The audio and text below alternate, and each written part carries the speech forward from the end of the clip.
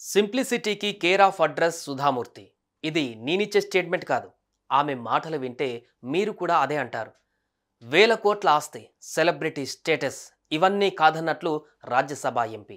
ఇవన్నీ ఉంటే ఎవరైనా ఏం చేస్తారు? అంతెత్తున ఎగురుతారు, లైఫ్ స్టైల్ మారుస్తారు, లగ్జరీ లైఫ్ బతుకుతారు.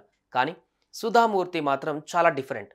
గత 30 ఏళ్లుగా ఆమె ఒక్క చీర కూడా కొనలేదంటే మీరు నమ్ముతారా?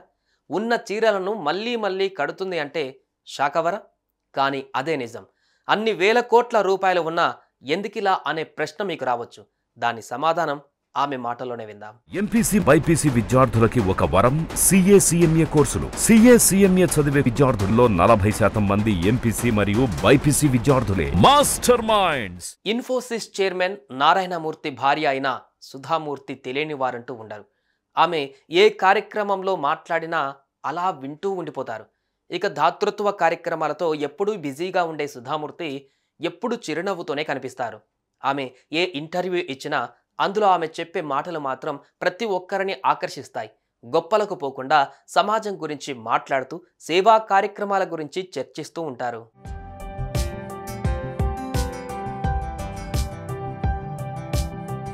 అలా సింప్లిసిటీకి కేర్ ఆఫ్ అడ్రస్ అయిన సుధామూర్తి లైఫ్ స్టైల్ చాలా సింపుల్గా ఉంటుంది.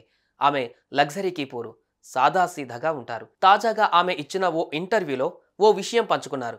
గత 30 ఏళ్లుగా ఆమె చీరలు కొనలేదని చెప్పారు. తన దగ్గర ఉన్న చీరలను మళ్ళీ మళ్ళీ కడతానని తెలిపారు. ఏంటి 30 ఏళ్లుగా చీరలు కొనలేదా? ఇదెలా సాధ్యం? ఆడవాళ్లకు చీరలు నగలు అంటే చెప్పలేనంత ఇష్టం. అలాంటిది ఇవేం కొనకుండా ఎలా అనే ప్రశ్న మీకు రావచ్చు.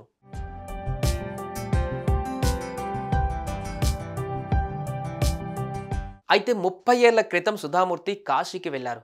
కాశీకి వెళ్తే ఏదైనా నచ్చినది వదులుకోవాలనేది అంటారు. ఇదే తరతరాల ఆనవాయితీగా వస్తుంది. అయితే నాకు షాపింగ్ అంటే చాలా ఇష్టం. కాబట్టి అక్కడికి వెళ్ళినప్పుడు గంగానది సాక్షిగా ఇక జీవితంలో ఎన్నడూ షాపింగ్ చేయనని ప్రమాణం చేశాను. అప్పటి నుంచి ఇప్పటి వరకు షాపింగ్ చేయలేదని ఆమె చెప్పారు. 6.5 ఏళ్ల క్రితం తన తల్లి చనిపోయినప్పుడు ఆమె దగ్గర 8 నుంచి 10 చీరలు మాత్రమే ఉన్నాయని, 32 ఏళ్ల క్రితం అమ్మమ్మ మరణించినప్పుడు ఆమె వద్ద 4 చీరలు మాత్రమే ఉన్నాయని, కాబట్టి తనకు ఈ చీరల మీద మక్కువ తగ్గిపోయిందని, సాదాసీదాగా గడపడంలోనే సంతోషం ఉంటుందని తెలిసిందన్నారు సుధామూర్తి.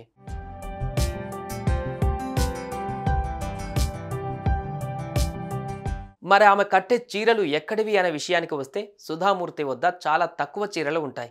కొన్ని తన సోదరీమణులు బహుమతిగా ఇచ్చినవి కాగా, ఇన్ఫోసిస్ ఫౌండేషన్తో కలిసి పనిచేయడం ద్వారా జీవితాలు మారిపోయిన మహిళలు తమ చేతితో ఎంబ్రాయిడరీ చేసిన చీరలు ఇచ్చారని, అవి కూడా వాడుతున్నట్లుగా సుధామూర్తి తెలిపారు.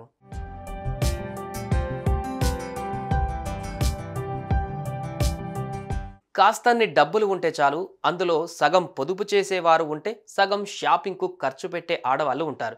కానీ సుధామూర్తి మాత్రం సింప్లిసిటీని కోరుతూ ఎలాంటి ఐరన్ అవసరం లేకుండా బహుమతుల రూపంలో వచ్చిన చీరలనే 30 ఏళ్లుగా కడుతూ వస్తున్నారు. ఈ లైఫ్లో తనకు ఎంతో సంతోషాన్ని ఇస్తుందని అంటున్నారు.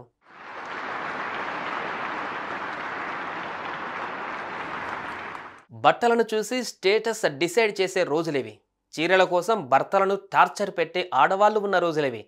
ఇలాంటి రోజులలో సుధామూర్తి చెప్పిన మాటలు ఇప్పుడు ఎంతోమంది కళ్ళు తెరిపిస్తున్నాయి. స్టేటస్ అంటే బట్టల్లో కనిపించేది కాదు అని సింపుల్గా నిరూపించారు ఆమె. సుధామూర్తి తీసుకున్న నిర్ణయం చాలా అభినందనీయమంటున్నారు ఈ విషయం తెలిసిన వారు. మరి మీరేమంటారు? కామెంట్స్లో తెలియజేయండి. సుమన్ టీవీలో మీ పర్సనల్ అండ్ బిజినెస్ ప్రమోషన్స్ కోసం కింది నెంబర్కి కాంటాక్ట్ చేయండి.